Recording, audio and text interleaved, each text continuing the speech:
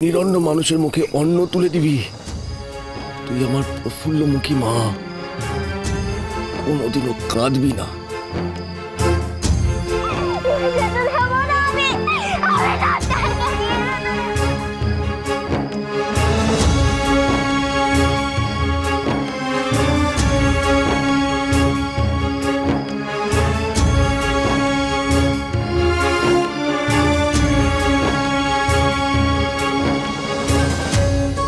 জয় মা বিশালাক্ষী।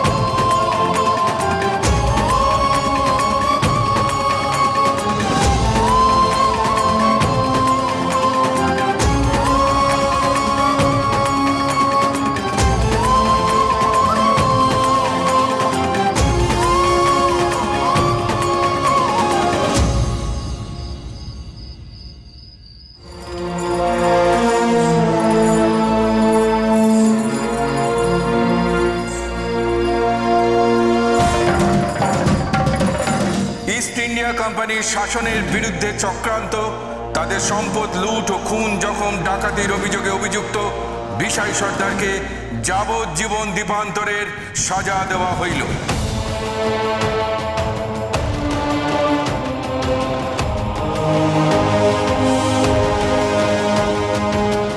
মারে, তুই রাজরানী হবি, তুই অন্নপূর্ণা হবি।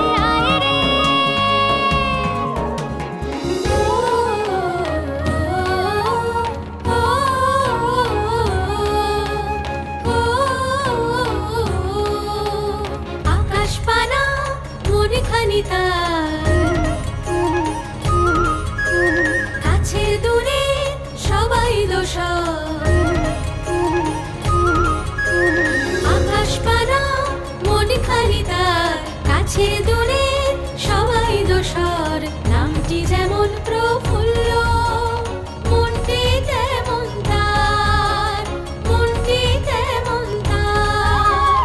দুর্নামদের ভালোবাসার তাকে মোরা মানি, জন্ম মরণ হোক না সে যে আশার পিদিম খালি, আশার পিদিম খালি।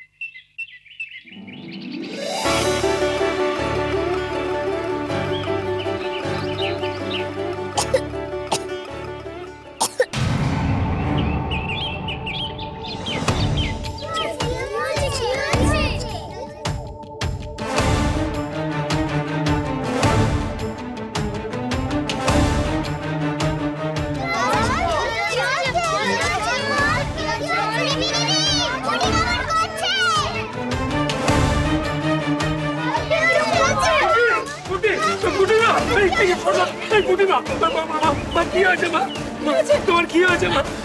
ফুটি, ভগবান আমার ফুটি কি হলো? কি সর্বনাশ হলো আমার ফুটি। ফুটি শিগগির কবিরাজের কাছে নিয়ে চলো। আরে কবিরাজের ঘর তো সেই 3 ক্রোশ দূরে, নিয়ে যেতে যেতে যদি দম বন্ধ হয়ে মরে যায়। মা, আমার ফুটি কি হলো?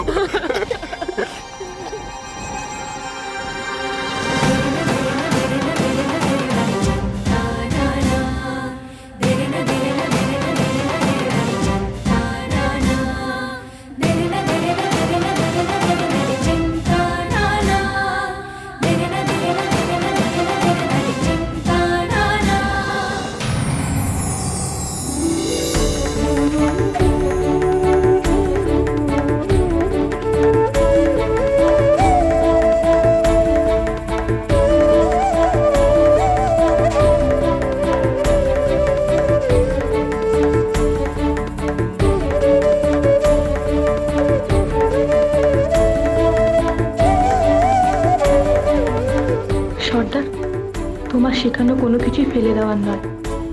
ভাগ্যিস তুমি শিখিয়েছিলে দম আটকে গেলে কি করতে হয়।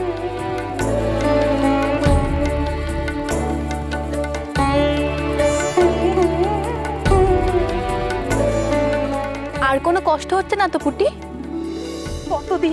কতদিন তোকে বলেছি না গোগ্রাসে খাবি না। ভাগ্যিস তুই ছিলিস রে প্রফুল্ল, নইলে আমার মেয়েটা আজ এখানেই মরে যেত। আমি সারা জীবন তোর কাছে ঋণী হয়ে রইলাম রে প্রফুল্ল। ওমা, আমার ছোট বোনটা দম আটকে মরে যেত আর আমি দাঁড়িয়ে দেখতাম। তুই কেমন কায়দা করে মেয়েটাকে বাঁচালি। গ্রামের তো এতজন এসছে, সবাই দেখলো, কেউ কি বাঁচাতে পারলো? ভগবান তোর ভালো করুন রে প্রফুল্ল, ভগবান তোর ভালো করুন। তোর যেমন রূপ তেমন গুণ। ঠাকুরের কাছে এই প্রার্থনা করি, তোর যেন বড় ঘরে বিয়ে হয়, তুই যেন স্বামী পুত্র নিয়ে সুখে ঘরকন্যা করতে পারিস। তোমাদের এই আদিক্ষতা দেখে বাঁচি না বাবু। এই একটু আগে প্রফুল্লর জন্য তোমার মেয়েটা মরতে বসেছিল, আর এখন কিনা তুমি ওর জন্যই গলে পড়ছো। ঠিক বলেছো চাপার মা, প্রফুল্ল ওদের ফল না দিলে ওর গলায় আটকাতো নাকি? দোষ তো প্রফুল্লরই, বাচ্চারা তো ফল চাইবে, ও কেন দেবে? এতে প্রফুল্লর কি দোষ? প্রফুল্ল না থাকলে পুটি দম আটকে মরে যেত। আর পুটিরই বা এত লোভ করতে গেল কেন? আরে ও তো বাচ্চা মানুষ, ও কি এত বোঝে? তুমি তো দেখছি প্রফুল্লর কোনো দোষই দেখতে পাও না।